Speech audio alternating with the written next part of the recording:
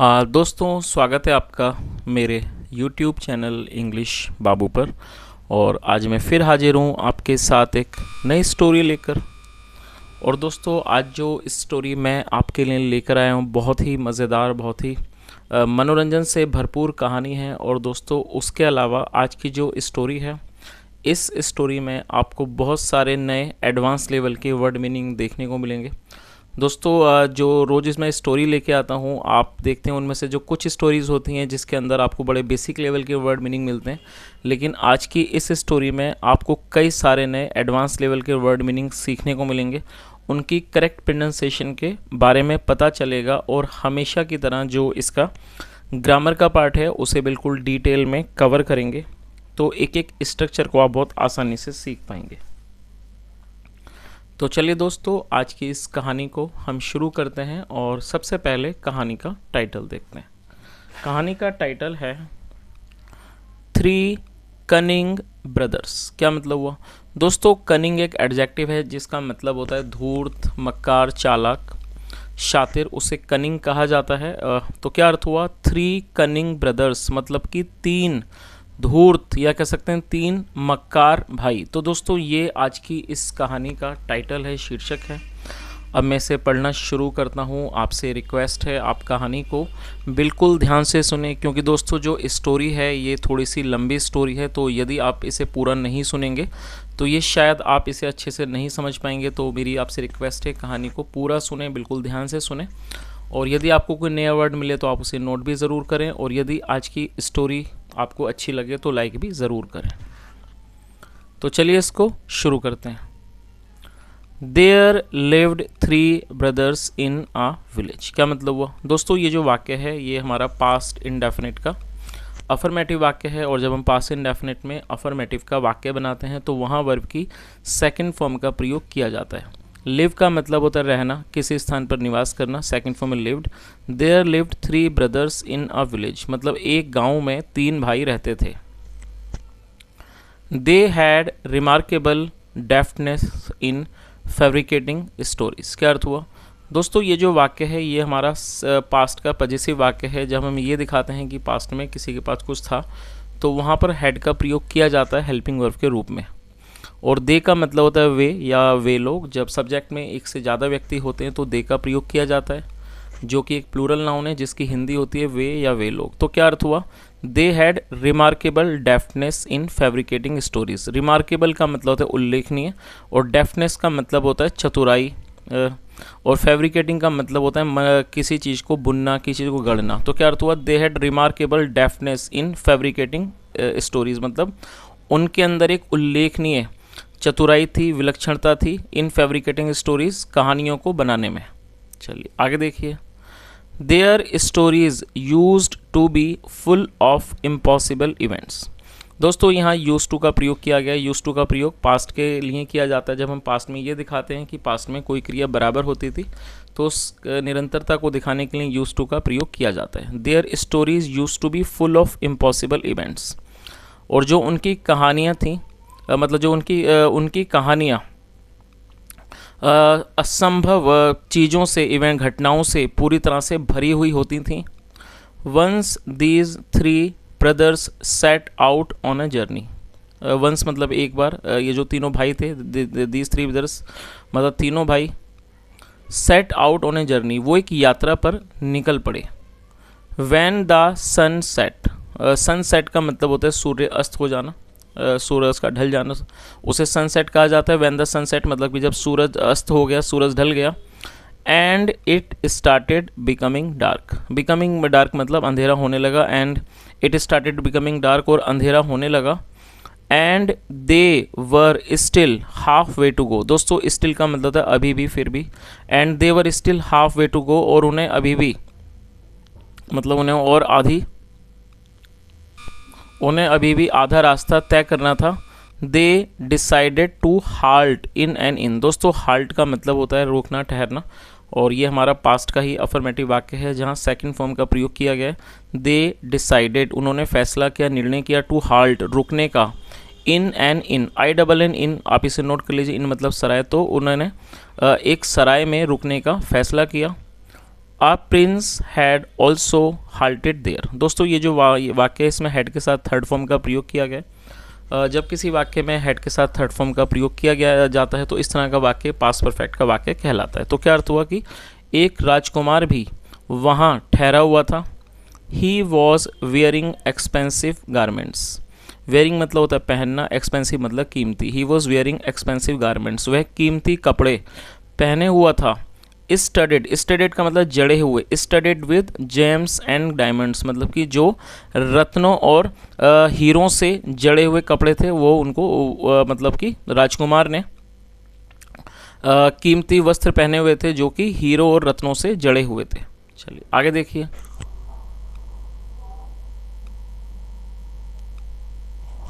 These brothers had never seen a prince। दोस्तों ये भी हमारा पास्ट परफेक्ट का वाक्य है जहाँ नेवर का प्रयोग किया गया। नेवर मतलब कभी नहीं। तो क्या अर्थ हुआ, और ये जो सीन है SEE मतलब देखना, और ये सी की थर्ड फॉर्म है सीन, इसकी सेकंड फॉर्म सॉ होती है और ये थर्ड फॉर्म है। और जब किसी वाक्य में हेड के साथ थर्ड फॉर्म का प्रयोग किया जाता है तो वाक्य हमारा पास्ट परफेक्ट का वाक्य कहलाता है। तो क्या अर्थ हुआ, these brothers had never seen a prince, मतलब इन भाइयों ने कभी भी एक राजकुमार को नहीं देखा था। सो सीइंग द प्रिंस, इसलिए राजकुमार को देखकर they became very jealous of him. Jealous का मतलब होता है ईर्ष्या, मतलब कि उसे देखकर उससे मतलब कि उन्हें उससे ईर्ष्या होने लगी। दे थॉट, और थिंक मतलब सोचना, सेकंड फॉर्म में थॉट। दे थॉट, उन्होंने सोचा। Why not make a fool of the prince, उन्होंने सोचा कि चलो क्यों ना राजकुमार को मूर्ख बनाया जाए। ऑल्सो बाय फैब्रिकेटिंग सम इम्पॉसिबल स्टोरीज, मतलब कुछ असंभव कहानियों को गढ़ कर उनको बनाकर क्यों ना राजकुमार को मूर्ख बनाया जाए। चलिए आगे देखिए।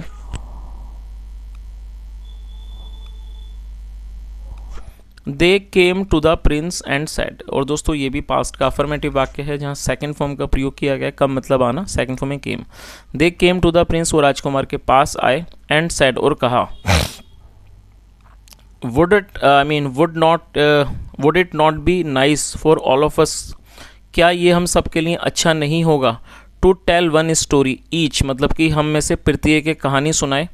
And make the evening enjoyable, और वो इस इवनिंग को, इस संध्या को, शाम को आनंदमय बनाए। The Prince liked this idea, जो राजकुमार था उसे ये आइडिया, ये विचार पसंद आया। इमीडिएटली, इमीडिएटली का मतलब होता है तुरंत, तुरंत। इमीडिएटली मतलब तुरंत। One of the brothers sad, one of the brothers sad मतलब जो उनमें से एक भाई था उसने कहा। Any one of us who does not believe the story told by any of us will become slave of the one who was telling the story. क्या अर्थ हुआ दोस्तों इसका। दोस्तों हु जो है एक रिलेटिव प्रोनाउन है। जब हम रेफरेंस देते हैं किसी का तो हु का प्रयोग किया जाता है। और बिलीव यहाँ पर वर्ब है, बिलीव मतलब विश्वास करना, आप इसे नोट कर लीजिए। और दोस्तों स्लेव एक नाउन है जिसका अर्थ होता है दास या फिर गुलाम। तो इस पूरी लाइन का क्या अर्थ हुआ यहाँ से देख लेते हैं। Immediately one of the brother said, मतलब तभी, मतलब कि तुरंत उनमें से एक भाई बोला। Any one of us who does not believe the story, मतलब हम में से कोई भी, who does not believe the story, जो कहानी पर विश्वास नहीं करता है। Told by any of us, जिसे हम में से किसी के भी द्वारा बताया जाता है। विल बिकम स्लेव, वो गुलाम बनेगा। ऑफ द वन, उसका। Who was telling the story, जो कहानी सुना रहा है। तो दोस्तों इस चीज़ को आप अच्छे से समझ आए गए होंगे। मैं इसे एक बार एक्सप्लेन कर देता हूँ। उनमें से एक भाई ने ये कहा कि यदि हमारे द्वारा, हम में से किसी के भी द्वारा सुनाई गई कहानी को कोई भी विश्वास नहीं करता उस कहानी पर, तो उस व्यक्ति को गुलाम बनना होगा, उस व्यक्ति का जो कहानी सुना रहा है। चलिए दोस्तों आगे देखते हैं आगे क्या होता है। They selected and made an elderly person of the inn a judge in order to announce his judgment in the event of disagreement on any point। क्या मतलब हुआ। और दोस्तों ये भी हमारा पास्ट का अफर्मेटिव वाक्य। सिलेक्ट का मतलब होता है किसी को चुन लेना, सेकंड फॉर्म में selected. They selected and made an elderly person of the in. क्या अर्थ हुआ कि उन्होंने एक वृद्ध मतलब कि इन एल्डरली पर्सन ऑफ इन मतलब उन्होंने एक सराय के बूढ़े वृद्ध व्यक्ति को को चुना और उसे उन्होंने जज बना दिया। अ जज in order to announce his judgement, किस चीज़ के लिए बनाया जज? अ जज in order to announce his judgement in the event of disagreement, की यदि डिसएग्रीमेंट का मतलब असहमति, असहमति की किसी स्थिति में अपना फैसला सुनाने के लिए उसे जज बना दिया एट एनी पॉइंट। तो इस पूरी लाइन का क्या अर्थ हुआ कि उन्होंने सराय के एक बूढ़े आदमी को जज बना दिया कि यदि किसी भी तरह की असहमति की स्थिति हो तो उसमें वो अपना जो फैसला है, जो उसका जजमेंट है, वो उसे सुनाए। दे वर कॉन्फिडेंट, कॉन्फिडेंट का मतलब होता है किसी चीज़ का विश्वास होना। दे वर कॉन्फिडेंट, उन्हें विश्वास था दैट की हियरिंग देयर फैब्रिकेटेड स्टोरीज, की उनकी इस मनगढ़ंत कहानियों को सुनकर फुल ऑफ इम्पॉसिबल इवेंट्स, जो कि असंभव घटनाओं से भरी हुई होगी। The Prince will definitely express his disbelief, दोस्तों डिसबिलीफ का मतलब होता है अविश्वास, की जो राजकुमार है वो निश्चित तौर पर अपना अविश्वास प्रकट करेगा। एक्सप्रेस का मतलब व्यक्त करेगा, प्रकट करेगा।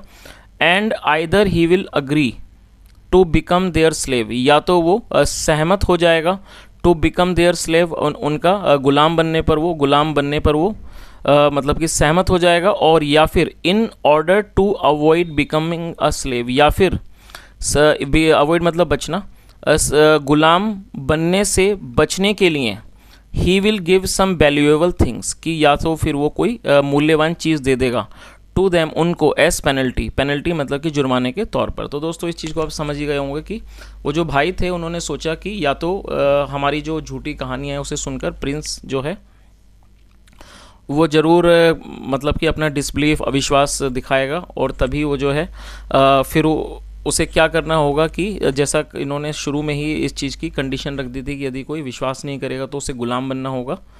तो या तो वो उनका गुलाम बनेगा या फिर उस गुलामी से बचने के लिए वो उन्हें कोई ना कोई कीमती चीज़ उपहार में देगा पेनल्टी के तौर पर। चलिए आगे देखिए।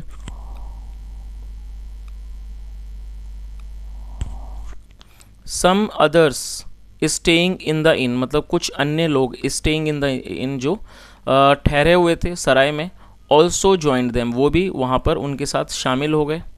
एंड सेट अराउंड, सिट मतलब बैठना, second format set, and set around वो आसपास बैठ गए, अराउंड देम मतलब वह उनके आसपास बैठ गए। टू इन्जॉय हियरिंग स्टोरीज मतलब कि कहानियों को सुनने का आनंद लेने के लिए। आगे देखिए। The eldest brother stood and begin telling his story, eldest का मतलब सबसे बड़ा, जो सबसे बड़ा भाई था, स्टूड वो खड़ा हो गया, स्टैंड मतलब खड़ा होना, सेकंड फॉर्म स्टूड वो खड़ा हो गया। And begin telling his story, begin मतलब शुरू करना, second form begin, begin telling his story, और वो अपनी कहानी सुनाने लगा।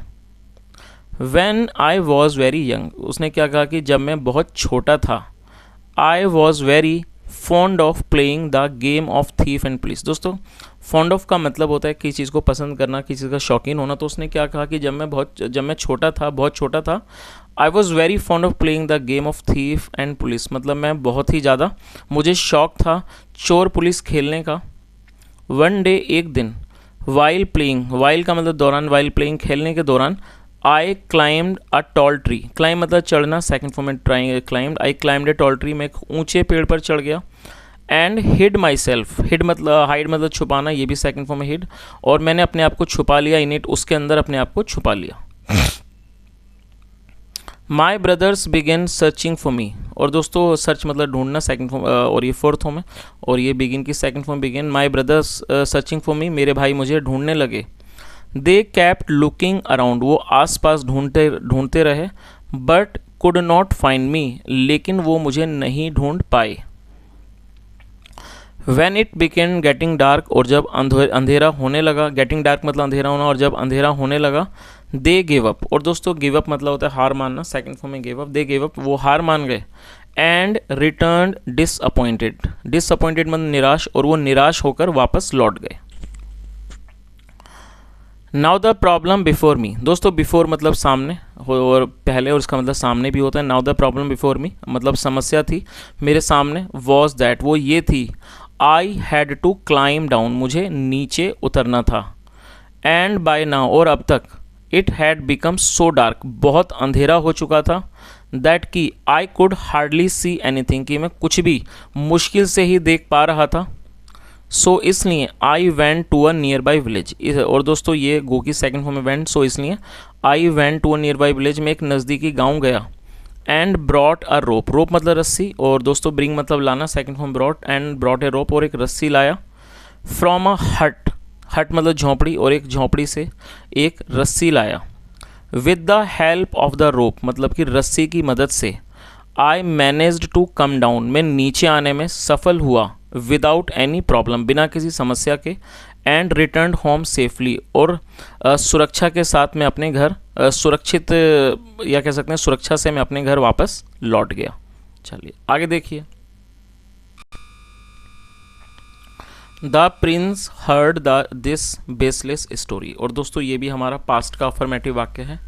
HEAR हियर मतलब सुनना, सेकंड फॉर्म है हर्ड, और दोस्तों बेसलेस एडजेक्टिव है जिसका मतलब होता है आधारहीन। ऐसी कोई चीज़ जिसमें कोई आधार ना हो उसे बेसलेस कहा जाता है, जो कि एक एडजेक्टिव है। The Prince heard this baseless story मतलब राजकुमार ने इस बेसलेस आधारहीन कहानी को सुना। दोस्तों बेसलेस को आप नोट कर लीजिए, आधारहीन या बेतुका मतलब राजकुमार ने इस बेतुकी या कह सकते हैं आधारहीन कहानी को सुना। ही सिंपली स्माइल्ड, स्माइल मतलब मुस्कुराना, सेकंड फॉर्म में स्माइल्ड। ही सिंपली स्माइल मतलब है बस मुस्कुरा दिया।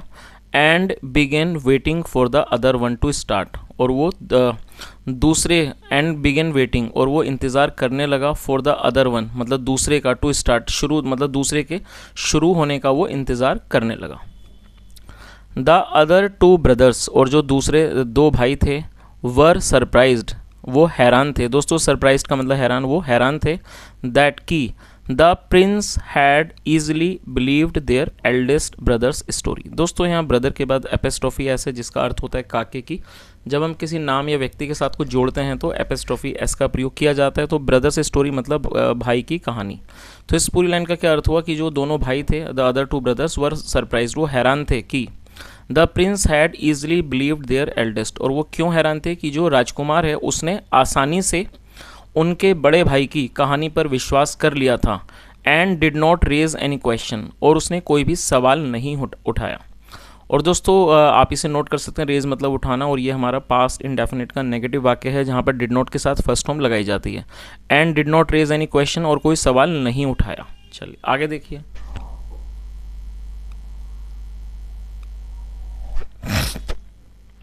एनीवे कैसे भी करके the second brother began telling his story, जो दूसरा भाई था उसने अपनी कहानी को सुनाना शुरू किया।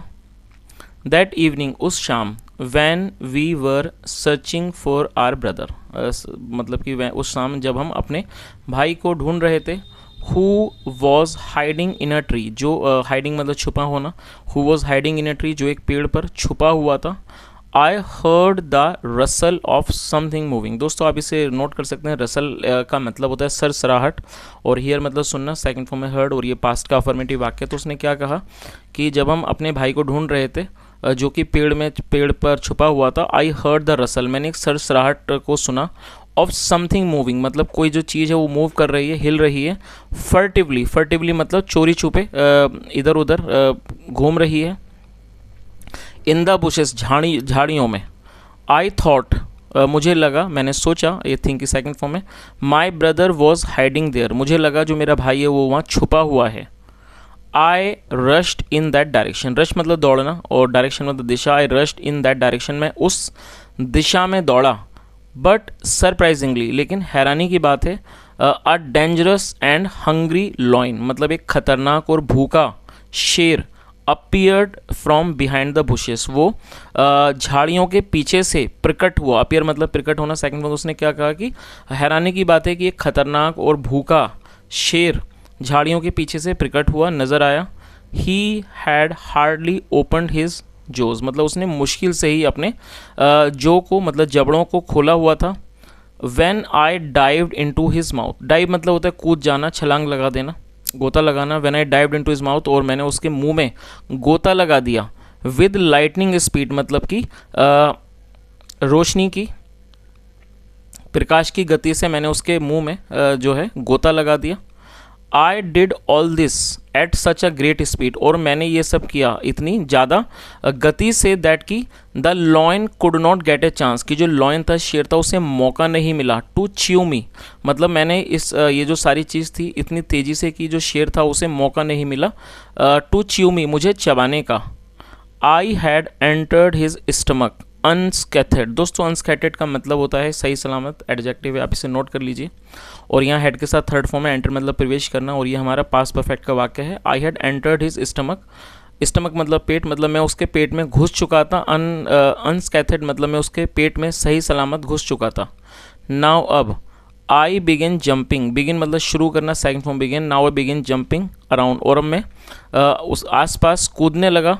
And created so much problem for him, और उसके लिए बहुत सारी समस्याएं पैदा कर दी। दैट की the lion began weeping with pain, कि जो शेर था वो दर्द में रोने लगा, दर्द से रोने लगा। अल्टीमेटली, अल्टीमेटली मतलब अंततः आखिर में। In order to get rid of me, दोस्तों इसे आप नोट कर लीजिए, गेट रिड ऑफ का मतलब होता है पीछा छुड़ाना। In order to get rid of me मतलब आखिरी में, अंत में मुझसे पीछा छुड़ाने के लिए। द लॉयन रीगर्जिटेटेड, दोस्तों रीगर्जिटेटेड का मतलब होता है किसी चीज़ को मुंह से बाहर निकाल देना एकदम तेजी में, वेग में। उसने, शेर ने मुझे बाहर निकाल दिया। And that too with so much power, और वो भी बहुत ज़्यादा ताकत के साथ। दैट की आई वॉज कैटापुल्टेड, दोस्तों कैटापुल्ट का मतलब होता है कि चीज़ को हवा में उछालना, और मैं इतनी तेज़ी के साथ आई वॉज कैटापुल्टेड, मुझे हवा में उछाला गया। टू माई विलेज, मेरे गाँव की तरफ। सम 200 माइल्स अवे फ्रॉम देयर, मतलब वहाँ से कोई 200 माइल अवे, मतलब 200 माइल्स अवे दूर मुझे उछाल के फेंक दिया गया। I dusted myself and stood erect, मतलब मैंने अपने आप को झाड़ा। डस्ट मतलब झाड़ना, सेकंड फॉर्म में dusted.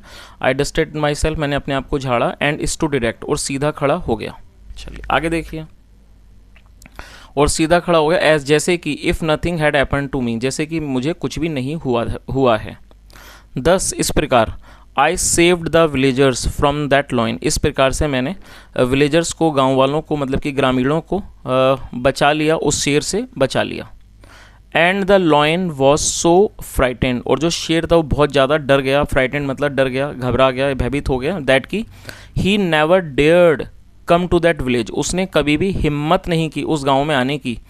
Ever in his life, तो इस पूरी लाइन का क्या मतलब हुआ कि जो शेर था वो इतना ज़्यादा भयभीत हो गया कि फिर उसने कभी भी दोबारा, never dared come to that village ever in his life, मतलब उसने अपने जीवन में दोबारा उस गांव में आने की उसने कभी भी हिम्मत नहीं की, उसने कभी भी साहस नहीं किया। हियरिंग दिस स्टोरी, इस कहानी को सुनकर, दिस स्टोरी ऑल्सो मतलब इस कहानी को भी सुनकर। The Prince did not say anything, जो राजकुमार था उसने कुछ भी नहीं बोला। ही begin looking at the third brother, और वो तीसरे भाई को देखने लगा। विद अ स्माइल, एक मुस्कुराहट के साथ। Waiting for him also to start, और उसका इंतज़ार करते हुए कि वो शुरू करे टेलिंग हिज स्टोरी, वो अपनी कहानी सुनाना शुरू करे। चलिए आगे देखिए।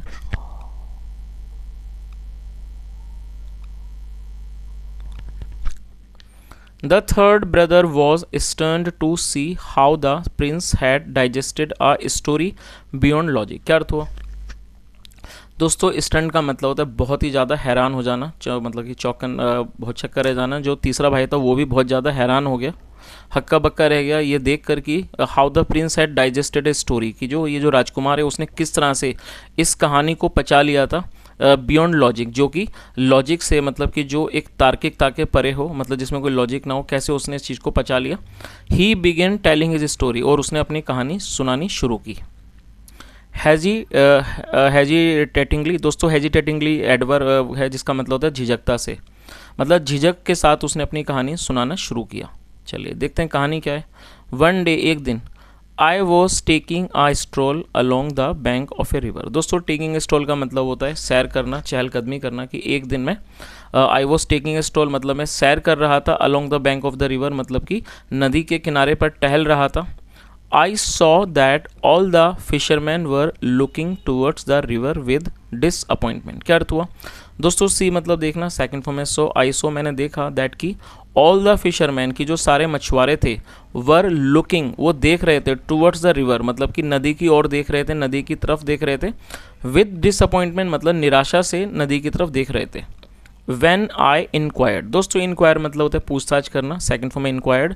When I inquired about their plight, plight का मतलब आप नोट कर लीजिए दोस्तों, PLIGT, ये एक नाउन है जिसका मतलब होता है दुर्दशा। तो क्या अर्थ हुआ, when I inquired about their plight, मतलब जब मैंने उनकी दुर्दशा के बारे में पूछताछ की। दे सैड, उन्होंने कहा, दैट की they had not been able to catch a single fish, मतलब कि वो एक भी मछली को नहीं पकड़ पाए थे। ड्यूरिंग द एंटायर वीक, मतलब पूरे इस हफ्ते के दौरान वो एक भी मछली को नहीं पकड़ पाए हैं। सीन्स, क्योंकि they had not been able to earn a single penny, क्योंकि वो एक भी रुपया नहीं कमा पाए हैं। देयर फैमिली मेंबर्स, जो उनके परिवार के सदस्य हैं, वर स्टार्विंग, वो भूख से मर रहे थे। स्टार्व का मतलब होता है भूखा मरना है, वो भूखे मर रहे थे। I decided to help them, मैंने फैसला किया उनकी मदद करने का। And dived into the river, dive मतलब गोता लगाना, और मैं नदी में मैंने गोता लगा दिया। चलिए आगे देखिए। Apart from helping them, apart का मतलब के अलावा, अपार्ट फ्रॉम हेल्पिंग दैम मतलब उनकी मदद करने के अलावा। I also wanted to know, मतलब मैं ये भी जानना चाहता था, वाई, क्यों, दीज फिशरमैन, ये मछुआरे, had not been able to catch a single fish in a 7 days। तो इस पूरी लाइन का क्या अर्थ हुआ, उसने क्या कहा कि उनकी मदद करने के अलावा मैं इस बात को भी जानना चाहता था कि ये जो मछुआरे हैं वो एक हफ्ते, मतलब एक हफ्ते में भी एक भी मछली क्यों नहीं पकड़ पाए हैं, मैं इस बात को भी जानना चाहता था। चलिए आगे देखिए। I had hardly gone a little distance towards the bed of the river when I so a giant fish moving freely and looking for its pray. क्या अर्थ हुआ, और दोस्तों ये भी हमारा यहाँ हेड के साथ थर्ड फॉर्म का प्रयोग किया गया, तो ये हमारा पास्ट परफेक्ट वाक्य है। गो मतलब जाना, थर्ड फॉर्म में gone. I had hardly gone a little distance, मतलब मैं थोड़ी ही दूरी पर गया था। Towards the bed of the river, bed of the river का मतलब नदी का तल।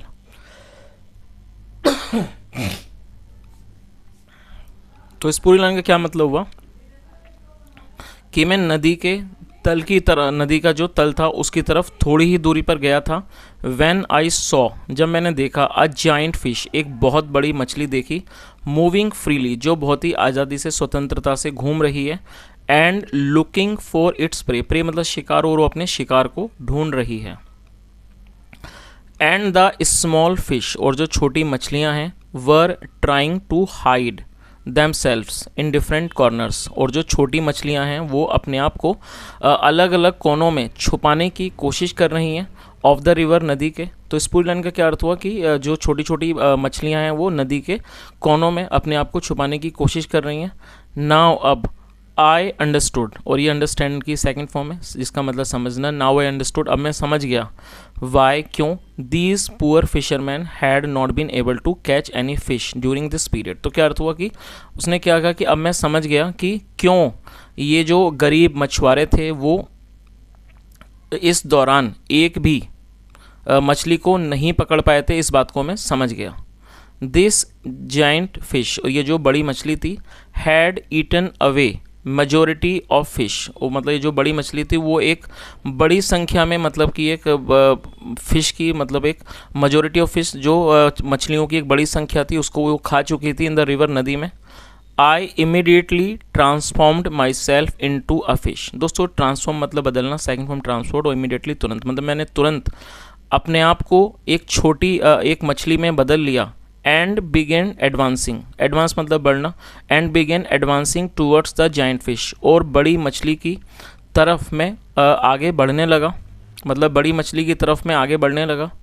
द जाइंट फिश, जो ये बड़ी मछली थी, बिगेन चेजिंग मी, वो मेरा पीछा करने लगी। चेज मतलब पीछा करना, सेकंड, और ये फोर्थ में। The giant fish began chasing me, बड़ी मछली मेरा पीछा करने लगी। एंड इन दिस प्रोसेस, और इस प्रक्रिया में, she reached near the bank of the river, और इस प्रक्रिया में वो नदी के किनारे पर आ गई, पहुंच गई। चलिए आगे देखिए।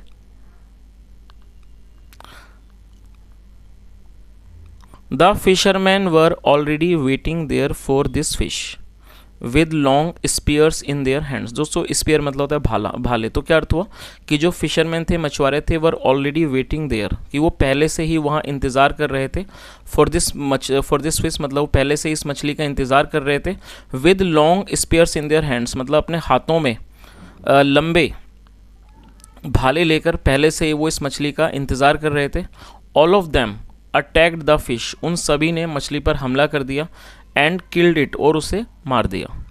आई वॉज हैप्पी, मैं खुश था। दैट की I was able to help them, कि मैं उनकी मदद कर पाया। एंड दैट की their families won't starve any more, और जो उनके परिवार हैं वो और ज़्यादा भूखे नहीं मरेंगे।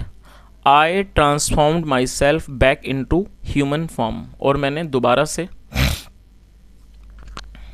अपने आप को मतलब कि मानव में, ह्यूमन फॉर्म में, इंसान की आकार में खुद को बदल लिया। All the fisherman and the villagers, और जो सारे फिशरमैन थे, मछुआरे थे, एंड द विलेजर्स जो गांव वाले थे, ग्रामीण थे, बिकेम वेरी हैप्पी, वो बहुत ज़्यादा खुश हो गए। विद मी, मुझसे बहुत खुश हो गए। And they bid me farewell, और दोस्तों विड फेयरवेल मतलब होता है विदाई देना। And they bid me farewell, और उन्होंने मुझे विदा किया। With lots of very costly gift, और उन्होंने मुझे बहुत सारे महंगे गिफ्ट देकर मुझे उन्होंने मतलब कीमती उपहार देकर उन्होंने मुझे विदा किया। चलिए आगे देखिए। All the three brothers got very nonplussed to see that the prince had remained absolutely indifferent even after hearing the third story, which was also full of impossible events। क्या मतलब हुआ दोस्तों? एक काफ़ी लंबा सेंटेंस है, इसे थोड़ा थोड़ा करके ट्रांसलेट करेंगे और आप एक एक चीज़ को ध्यान से सुने। नॉन प्लस्ड एडजेक्टिव है जिसका मतलब होता है दुखी होना। All the three brothers got very non plussed, और दोस्तों आपको ये चीज़ याद रखनी है कि जब आप किसी भी एडजेक्टिव को वर्ब के रूप में प्रयोग करना चाहते हैं तो वहाँ पर आपको गेट का प्रयोग करना होता है, और सेकंड फॉर्म में गॉट। तो ये एडजेक्टिव ऐसे वर्ब बनाने के लिए गेट का प्रयोग किया गया है। All the three brothers got very non plussed मतलब तीनों भाई बहुत ज़्यादा दुखी हो गए। टू सी, क्यों दुखी हो गए? ये देख कर, टू सी दैट की the prince had remained absolutely indifferent. Indifferent का मतलब होता है उदासीन होना, कि जो राजकुमार था वो बिल्कुल, एब्सोल्युटली मतलब बिल्कुल उदासीन रहा। Even after hearing the third story मतलब तीसरी कहानी को भी सुनकर वो बिल्कुल ही उदासीन रहा। Which was also full of impossible events मतलब जो कि असंभव कामों से पूरी तरह से, इवेंट से, घटनाओं से पूरी तरह से भरी हुई थी। इस तरह की कहानी को सुनने के बाद भी जो राजकुमार था वो पूरी तरह से इनके मतलब प्रति बहुत ही ज़्यादा उदासीन रहा। इस बात को देखकर वो बहुत ज़्यादा दुखी थे। सो कनिंग एज देवर, तो ये जो मतलब धूर्त थे, देवर। These three brothers signalled to each other, signal मतलब होता है इशारा करना। इन तीनों भाइयों ने एक दूसरे को इशारा किया, साइलेंटली, चुपचाप उन्होंने एक दूसरे को इशारा किया। दैट की दे टू वुड रिमेन इंडिफरेंट, कि वो भी उदासीन रहेंगे, इंडिफरेंट। और दोस्तों उदासीन का मतलब होता है न्यूट्रल होना, कुछ भी तरह का रिएक्शन ना करना, उसे उदासीन कहते हैं, जिसकी इंग्लिश होती है इंडिफरेंट। तो क्या मतलब हुआ कि देवर these three brothers signal to each other silently, उन तीनों भाइयों ने एक दूसरे को खामोशी से इशारा किया कि they too would remain indifferent मतलब वो भी उदासीन रहेंगे। And won't make any queries, और वो कोई भी सवाल नहीं पूछेंगे। No matter how unbelievable the story, चाहे वो स्टोरी कितनी भी ज़्यादा अविश्वसनीय हो, ऑफ द प्रिंस मतलब चाहे राजकुमार की जो कहानी वो कितनी भी अविश्वसनीय हो, वो किसी भी तरह का सवाल नहीं पूछेंगे। और दोस्तों आप इस बात को जानते हैं क्योंकि कहानी के अनुसार हमने देखा कि शर्त ये थी कि यदि कोई सवाल पूछेगा उससे रिलेटेड तो वो व्यक्ति गुलाम बन जाएगा। चलिए आगे देखिए।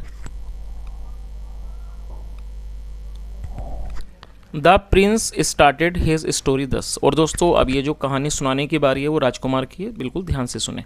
The Prince started his story दस, राजकुमार ने इस प्रकार से अपनी कहानी को शुरू किया। आई एम ए प्रिंस, मैं एक राजकुमार हूँ। There is no end of my prosperity, दोस्तों ये यहाँ एस शायद मिसिंग है तो आप इसे प्रोस्पेरिटी ही माने। प्रोस्पेरिटी का मतलब है अमीरी, समृद्धता। तो उसने क्या कहा कि मैं एक राजकुमार हूँ and there is no end to my prosperity, और मेरी समृद्धता का कोई अंत नहीं है। I have come out in search of all the three slaves of mine, और मैं अपने तीन मतलब मैं आया हूँ, बाहर आया हूँ अपने तीन गुलामों की तलाश में। Who have suddenly absconded from my palace, दोस्तों एब्सकॉन्ड का मतलब होता है फरार होना, आप नोट कर सकते हैं, थर्ड फॉर्म एब्सकॉन्डेड। और हु एक रिलेटिव प्रोनाउन है। रेफरेंस देने के लिए हु का प्रयोग किया जाता है, और ये हमारा हैव के साथ थर्ड फॉर्म का प्रयोग है, तो ये हमारा प्रेजेंट परफेक्ट का वाक्य है। तो इस पूरी लाइन को यहाँ से देख लेते हैं, आप अच्छे समझ जाएंगे इसको। तो उसने क्या कहा कि मैं एक राजकुमार हूँ और मेरी समृद्धता का कोई भी अंत नहीं है। मैं यहाँ 3 अपने गुलामों की तलाश में आया हूँ, who have suddenly absconded from my place, जो अचानक मेरे महल से फरार हो गए हैं। I was also very fond of those 3 slaves, और मुझे भी वो तीनों जो गुलाम थे वो बहुत पसंद थे। एंड दैट्स द रीज़न, और ये कारण है, why I have been wandering in search of them, और यही एक कारण है कि मैं उनकी तलाश, आई हैव बीन वॉन्डरिंग, मैं इधर उधर भटक रहा हूँ, इन सर्च ऑफ देम, उनकी तलाश में मैं इधर उधर भटक रहा हूँ। वंडर मतलब भटकना। इन ए वे, इस तरीके से, I had lost all my hopes, कि मैं सारी अपनी जो आशाएं थी, उम्मीदें थी, मैं खो चुका था। बट एक्सीडेंटली, लेकिन दुर्घटनावश, I happened to meet them today, लेकिन दुर्घटनावश आज मेरा उनसे मिलना हुआ। एंड नाउ, और अब, my search has come to an end, जो मेरा तलाश है वो वो उसका अंत हो चुका है। एज फॉर्चुनेटली, किस्मत से, नसीब से, I have been able to get my slaves back, मतलब कि किस्मत से, भाग्य से, मुझे मेरे जो स्लेव्स हैं, गुलाम हैं, वो वापस मिल गए हैं। एंड डू यू नो, क्या आप जानते हो, हु दो स्लेव्स आर, की वो गुलाम कौन हैं। यू 3 ब्रदर्स, तुम 3 भाई। चलिए आगे देखिए।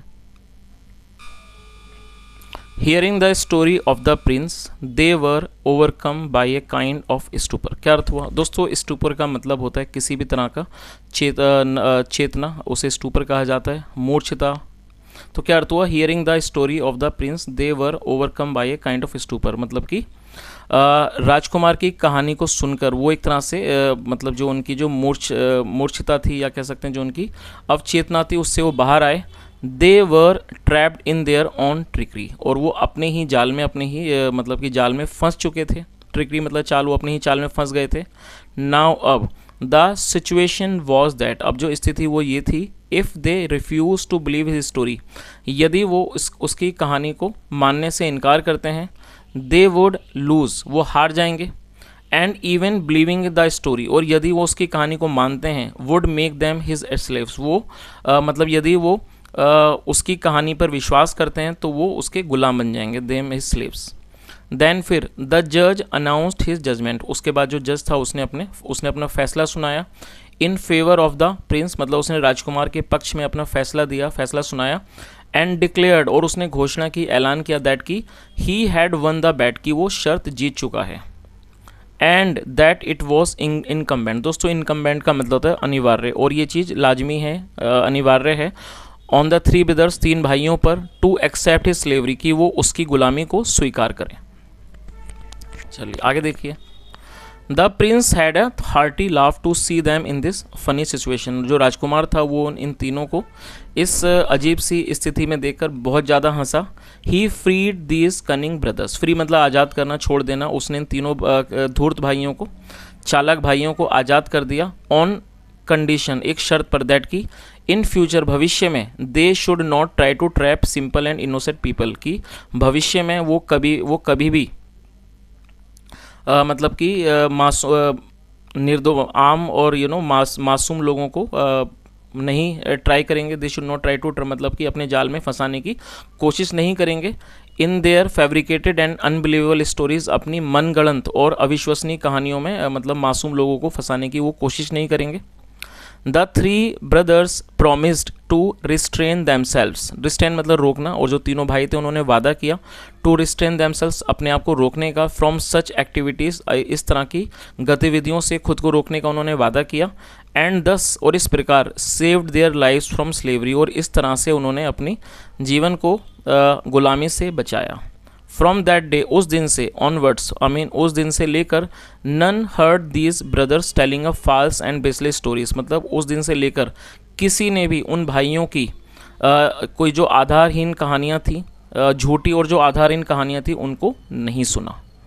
चलिए, तो दोस्तों इस तरह से ये कहानी थी, और थोड़ी आज की कहानी लंबी ही थी, और लंबी कहानी थी, लेकिन यहाँ मैंने कोशिश की है कि ज़्यादातर आपको वर्ड की मीनिंग बताने की। यदि आपको कहानी अच्छी लगी हो, आपने कुछ नया सीखा हो, और यदि आप मेरी मेहनत को थोड़ा सा अप्रिशिएट करना चाहते हैं तो दोस्तों वीडियो को ज़रूर लाइक करें, चैनल को ज़रूर सब्सक्राइब करें, क्योंकि आपका हर एक सब्सक्राइब बहुत ही ज़्यादा मोटिवेशन देता है। तो दोस्तों आपसे रिक्वेस्ट है, चैनल को ज़रूर सब्सक्राइब करें और यदि कोई सुझाव हो तो कमेंट ज़रूर करके बताएं। सुनने के लिए thank you so much. Have a nice day and bye.